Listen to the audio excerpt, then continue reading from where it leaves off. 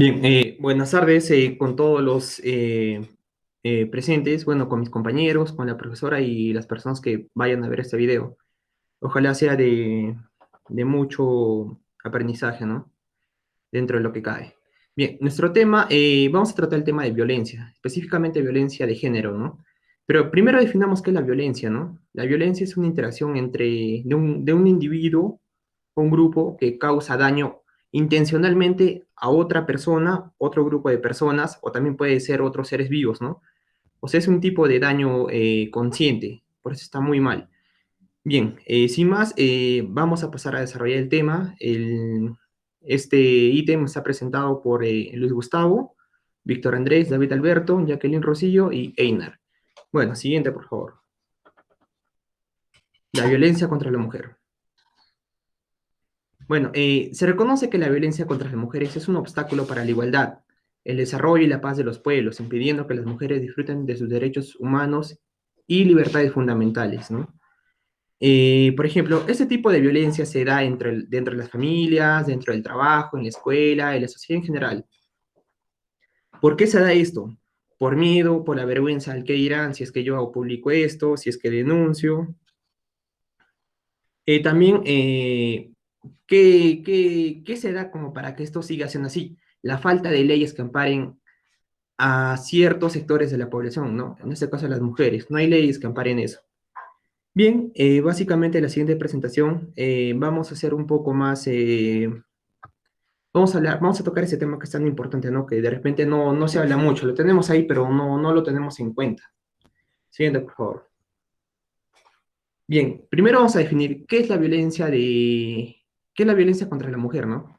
Según las Naciones Unidas, es todo acto de violencia de género que resulte o pueda tener como resultado un daño físico, sexual o psicológico para la mujer. Inclusive si, por ejemplo, son amenazas de tales actos, la coacción o la privación arbitraria de la libertad, tanto si se producen en la vida pública como en la vida privada. Siguiente, por favor.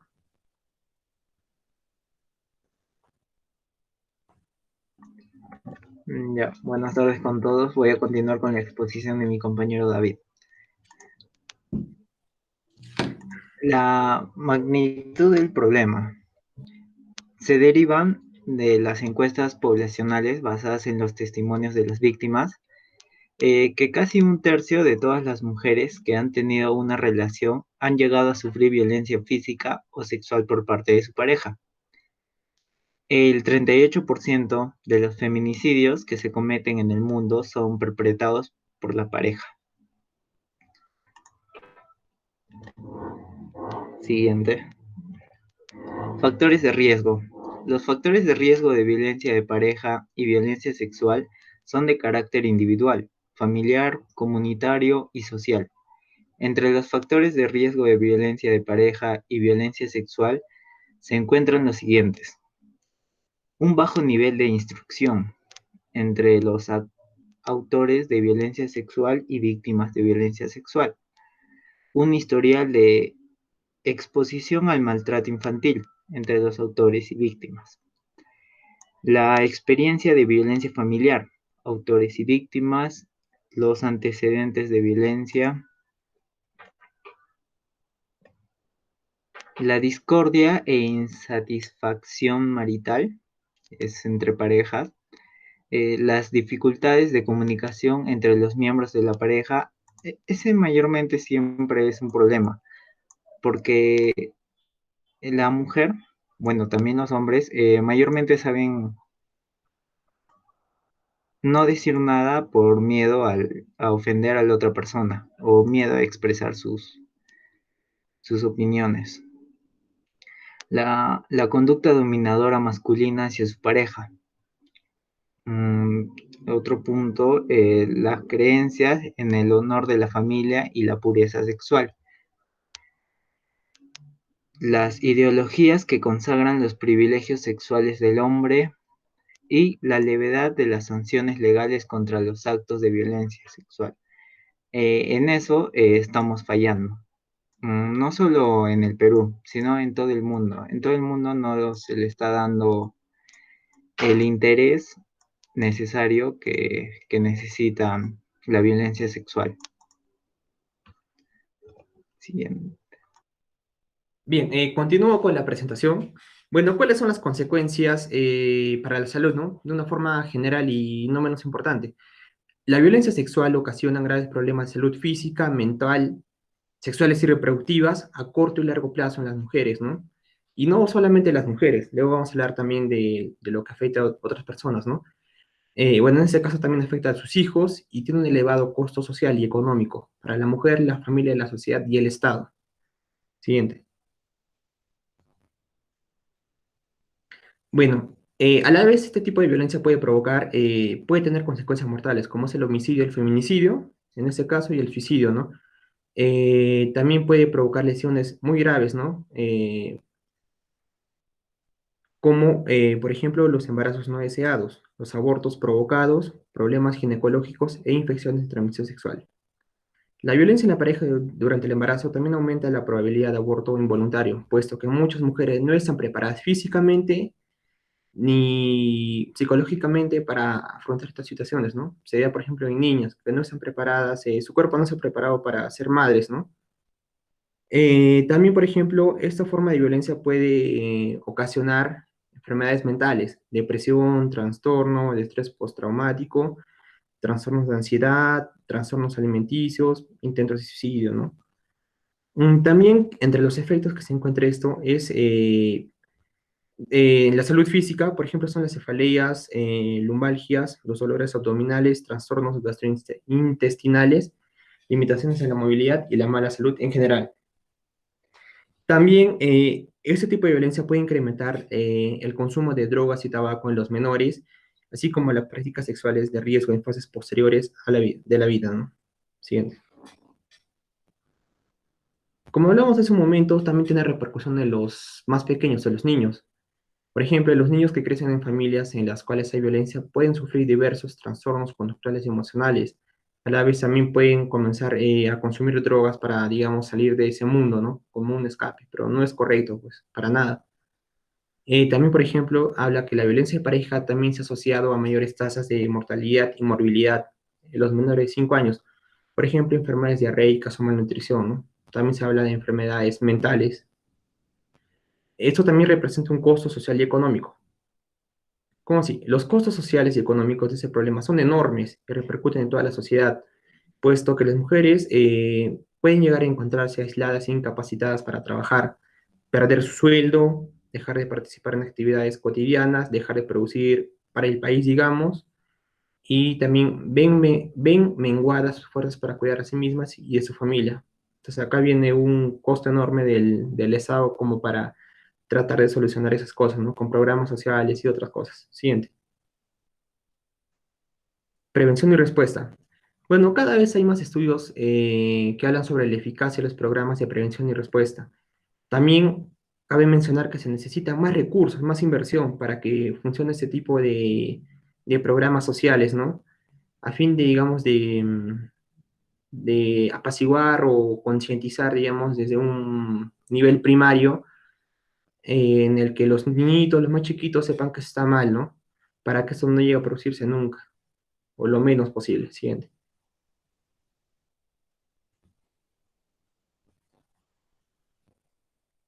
Bien, también, por ejemplo, se tienen datos estadísticos de que en países del primer mundo, como se les llama, tienen muy buenos resultados, puesto que hay mucha inversión, hay visitas domiciliarias, intervenciones, ¿no?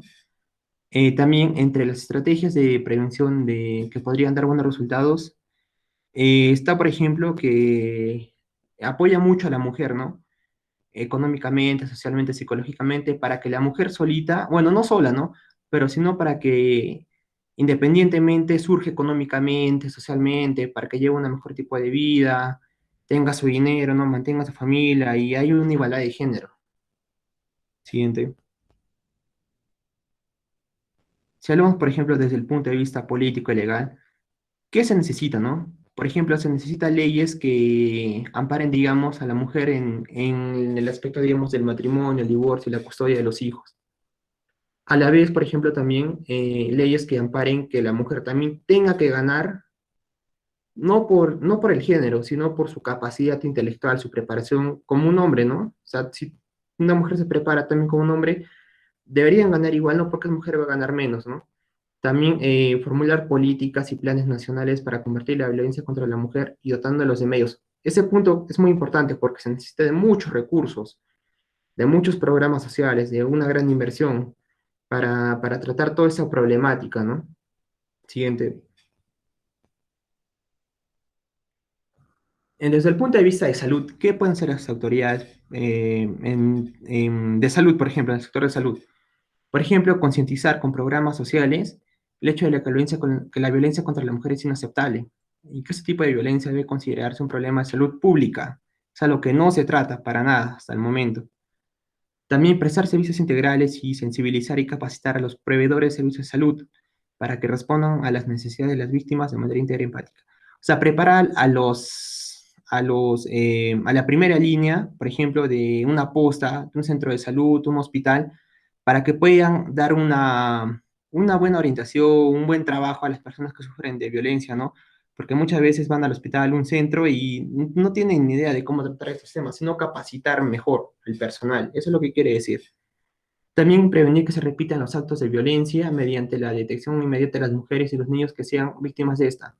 Por ejemplo, si ven que hay un acto de violencia en un hogar, entonces las autoridades intervienen, prestan los servicios legales, sociales correspondientes. Por ejemplo, los llevan a un sitio donde estén más seguros y se les da asesoría legal, ¿no? Y psicológica también. Siguiente.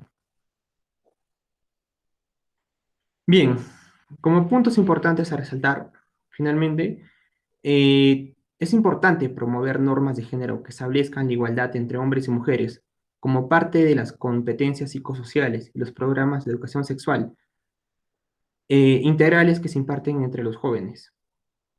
También generar datos científicos que permitan determinar las estrategias más eficaces y también conocer a fondo cuál es la magnitud del problema mediante la realización de encuestas, estudios eh, demográficas, valga decir, y de salud pública, así como, por ejemplo, también sistemas de vigilancia e información sanitaria. Bueno, todo esto quiere decir que tiene que haber una buena inversión también en lo que es el estudio demográfico, social, entre las personas, entre los sectores, digamos, de clase A, B, C, ¿no? O sea, hay que conocer qué es lo que sucede, porque muchas veces las autoridades no llegan a sitios que son lejanos, donde también probablemente haya mucho de esa problemática, ¿no? Y como son sitios alejados, no, nadie le toma atención, pero no debería ser así. Entonces tiene que haber un estudio, un programa estadístico, digamos, que sea descentralizado, que llegue a todo nuestro país. Bien, doy paso a mi compañero. Ya, datos y cifras. Las mujeres que tienen un nivel de instrucción bajo han estado expuestas a actos de violencia de pareja, han sido objeto de malos tratos durante la infancia, han vivido en entornos en los que se aceptaba la violencia, los privilegios masculinos y la condición de subordinación de la mujer corren un mayor riesgo de ser víctimas de la violencia de pareja. La violencia puede afectar negativamente la salud física, mental, sexual y reproductiva de las mujeres. Siguiente.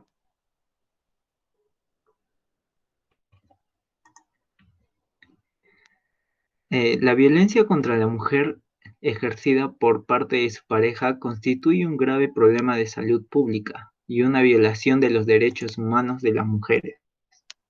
Existen datos que demuestran que las intervenciones que promueven la sensibilización y emancipación de la mujer podrían favorecer la prevención o la reducción de la violencia de pareja contra la mujer. Sí. Buenas tardes con todos. Yo voy a continuar con la presentación. Es importante tener conocimiento sobre la violencia. La importancia de visibilizar y combatir las problemáticas de género radica en que dentro de ellas se cometen violaciones muy graves a los derechos humanos.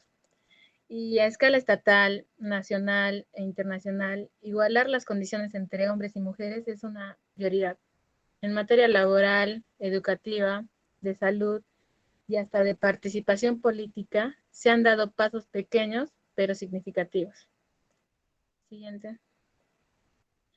Bueno, ahora les hablaremos sobre la violencia contra el varón.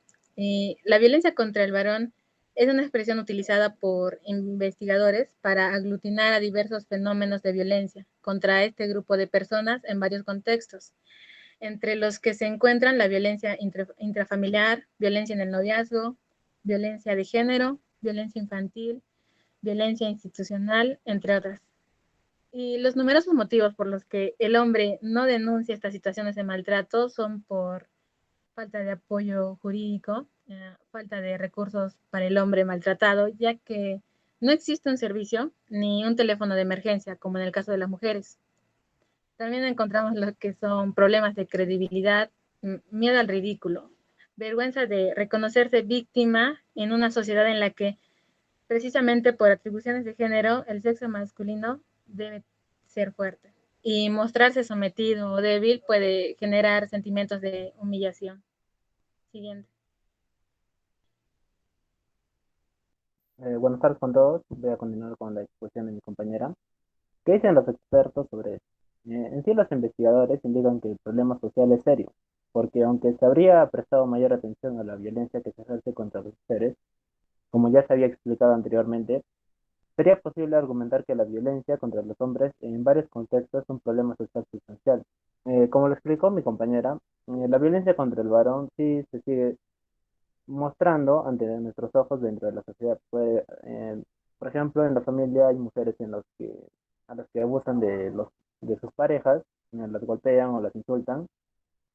También hay violaciones sexuales que se cometen contra los varones y hay diferentes causas también y consecuencias que se atribuyen a esto. En el siguiente esquema tenemos un estudio que se realizó en Perú sobre el incremento de los casos de la violencia contra el varón. Este estudio se registró en el 2017, donde el 17% total de los casos registrados en Lima ha sido contra hombres. ¿Y por qué el hombre no denuncia esta violencia? ¿Por qué el hombre no va ante una autoridad y denuncia los casos de violencia? Es porque muchos hombres en varias encuestas se ha notado de que el hombre tiene un ego y al momento de ir a denunciar ese ego puede estar mancillado o puede ser dañado. También es el hecho de qué dirán las otras personas cuando uno va a denunciar. También se comentan que hay casos de violencia física contra el varón, hay denuncias también policiales. En los datos actuales, en el 2019, los centros de emergencia contra la mujer atendieron casi 182.000 casos de personas afectadas contra la violencia de la mujer, de los cuales 27.000, que es el 15%, fueron hombres. Y bueno, tampoco se hace mucha propaganda sobre eso por el mismo hecho, no hay bastante apoyo jurídico, ni tampoco apoyo gubernamental, ni apoyo de la sociedad para combatir la violencia contra el hombre. Manifestaciones. Dentro de las manifestaciones de la violencia que tenemos contra los varones, tenemos la violencia sexual, la violencia sexual en guerras y la violencia sexual en el sistema penitenciario, violencia sexual, o bueno, violencia doméstica y de pareja, servicio militar obligatorio y guerra. En cuanto a violencia sexual, se han documentado casos en que a niños, jóvenes y adultos se les han secuestrado y se les han hecho violencia sexual. También se han documentado casos que en la Primera, Segunda Guerra Mundial se han cometido violencia sexual contra los hombres. Dentro de sus compañeros, por ejemplo, la violencia sexual en un sistema penitenciario, y eso es bien sabido, cuando un hombre ingresa a la cárcel, bueno, si es que el hombre ha cometido violencia sexual contra una mujer o contra cualquier tipo, se le comete la misma pena, ¿no? Que es violencia sexual. La violencia sexual doméstica, como ya lo comenté, dentro del hogar, su pareja puede estar pegándole o agrediendo físicamente, agrediendo psicológicamente o emocionalmente. Y el servicio militar obligatorio, que también se considera un tipo de violencia. Bueno, esta es toda la presentación sobre la violencia. Y bueno, quisiera saber si alguno de mis compañeros quería dar un comentario.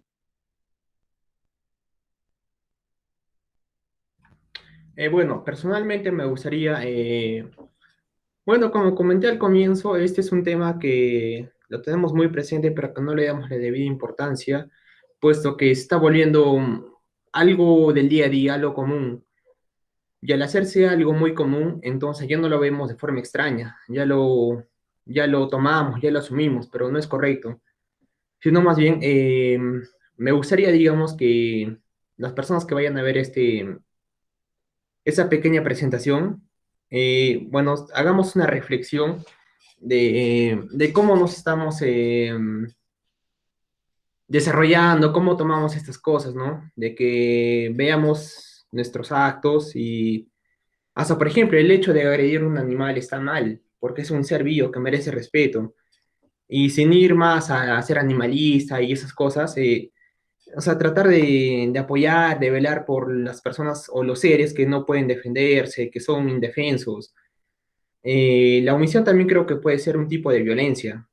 Así que tenemos que tener en cuenta eso muy presente, ¿no? Muy presente y hacer una reflexión sobre qué hacemos en este tipo de situaciones que podamos ver, ¿no? O callamos o hacemos algo, pero hay que hacer algo, yo pienso, ¿no? Bueno, ese sería mi comentario. Sí, yo también concuerdo con el comentario de mi compañero David, en que la violencia no tiene género, y no solo hablo de violencia contra la mujer y violencia contra el varón, sino violencia en todas sus manifestaciones, ¿no? Violencia contra los animales o violencia en el ámbito laboral, en el ámbito educativo, o por ejemplo el ciberbullying en el que se van acosando a niños, se van acosando a jóvenes. Y como dice mi compañero, no omitamos ni tampoco callamos lo que la violencia que nosotros podemos ver. Si es que dentro de nuestro hogar, si es que dentro de nuestra sociedad, vemos que se está cometiendo algún tipo de violencia contra alguna persona, hay que denunciarla y ser la voz, ¿no?, de esa persona. Quizás esa persona no tiene o se siente avergonzada o piensa que el hecho de manifestarse, el hecho de ir a denunciar la violencia que están cometiendo hacia esa persona, va a incrementar, ¿no? Va a hacer que el agraviante va a incrementar la intensidad de la violencia. Entonces, no seamos cómplices de la violencia en ese sentido, no callemos.